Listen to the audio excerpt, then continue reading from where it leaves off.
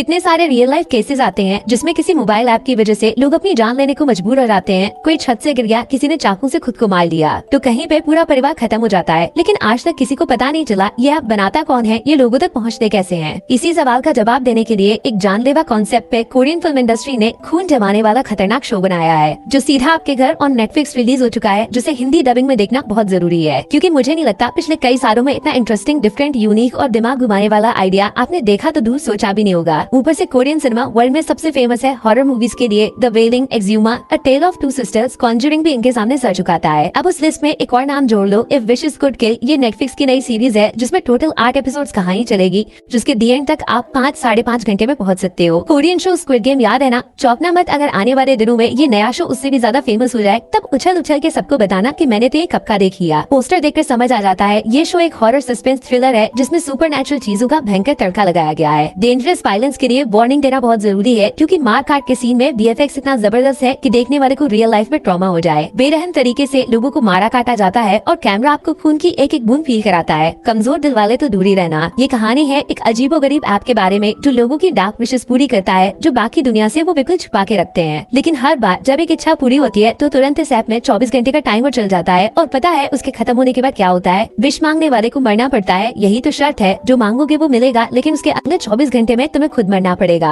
और सबसे डरावनी बात बताऊं आपको, ये ऐप रियल लाइफ में भी एग्जिस्ट करता है। सर्च करके देख सकते हो, बट ट्राई करने की गलती मत करना, ओके? हाँ, तो ये कैसे, क्यों और कौन कर रहा है, ये समझाने में शुरुआत के 4 एपिसोड्स लगते हैं। सवाल आपकी तरफ उछाले जाएंगे और आप उसमें फंस जाओगे। फिर 5 और 6 में एक भयानक श्राप से पर्दा हटाया जाता है, गजब की रिटेलिंग, ताकि ऑडियंस फिक्शन को रियलिटी समझ के उसके साथ कनेक्ट कर जाए। एक एक्स्ट्रा एंगल भूत प्रेत वाला एक मोबाइल ऐप को जादू टोने, ब्लैक मैजिक और इंसान के दिमाग में छुपी दूसरी दुनिया से एक्सप्लेन करने की कोशिश। सबकॉन्शियस थिंकिंग, जहाँ इंसान का इमेजिनेशन प्रोमैक्स होता है, उसमें हॉरर क्रिएट करने के लिए तांत्रिक वाले डार्क सीन्स को यूज किया जाता है। और ये सीन जंपस्केयर स्टाइल में अचानक से आएंगे। हॉरर से ज्यादा उस सीन के अनएक्सपेक्टेड टाइमिंग से डराएंगे। हर एक चीज पे इतनी ज्यादा रिसर्च की गई है, जैसे कि इस मास्क के पीछे भी कहानी छुपी है और इस लड़की के हाथ में बंधे धागे का भी इम्पोर्टेंट रोल है। लेकिन सबसे ज्यादा चीख पुकार मचने वाली है लास्ट के 2 एपिसोड 7 और 8 में, जहाँ खून खराबा एक्सट्रीम लिमिट्स को पार कर जाता है। जो अकेले देखेगा वो सो नहीं पाएगा। बेस्ट चीज ये है कि पूरी कहानी इस एक सीजन में खत्म हो जाती है। पार्ट 2 का पंगा नहीं है, और मजे की बात, इस शो के जैसा आपने पहले कुछ देखा नहीं है। तो आप गैस नहीं कर सकते कि कहानी की शुरुआत जितने लोगों के साथ हुई है, उनमें से कौन या कितने क्लाइमैक्स तक सही सलामत बचेंगे, या फिर राम नाम सत्य। 50-50 परफेक्ट बैलेंस किया है दिमाग लगाने में और दिमाग को डराने में। ऑलमोस्ट हर एपिसोड में एक विश मांगकर मिस्ट्री बनाते हैं, फिर उससे लोगों के मरने के अजीबोगरीब तरीकों से हॉरर दिखाते हैं। 5 घंटे में से 1 मिनट भी फालतू नहीं है। हर सीन में कुछ न कुछ होता रहता है। बहुत सारे कैरेक्टर्स हैं शक करने के लिए, और लास्ट में आप चौंक जाओगे असली भूत से मिलकर। 5 में से 4 स्टार्स वाली सीरीज है ये, जिसका अनप्रिडिक्टेबल कॉन्सेप्ट, सस्पेंस, क्लाइमैक्स और डर सब कुछ सही जगह पे हिट करता है।